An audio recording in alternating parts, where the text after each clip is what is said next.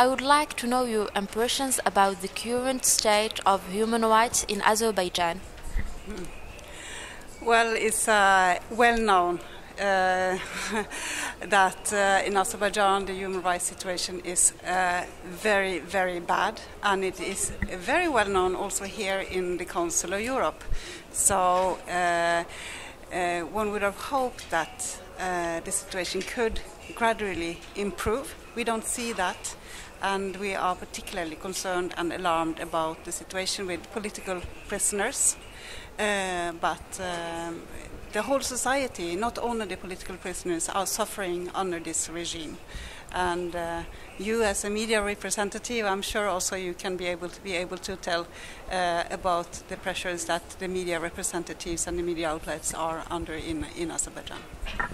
Well, the Council of Europe in this winter session aims to tackle the issue of freedom of journalists, but there is also the issue of political prisoners that you mentioned before, and the ruling of the European courts about Ilgar Mammadov, but that Azerbaijan has failed to comply with this decision. So, what are the measures that the Council of Europe will take against this violation of the effectiveness of decisions of the court?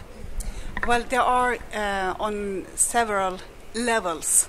I think one of the important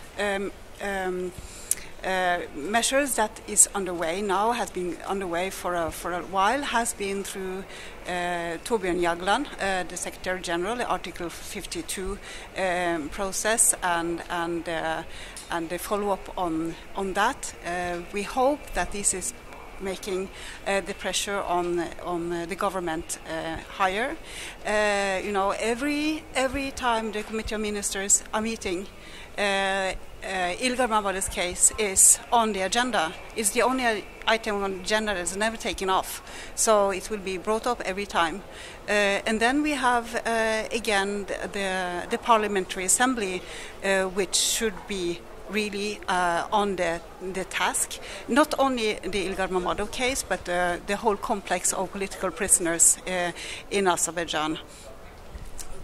And is this lack of effectiveness also due to the lack of anti-corruption mechanisms that the Council of Europe failed to implement?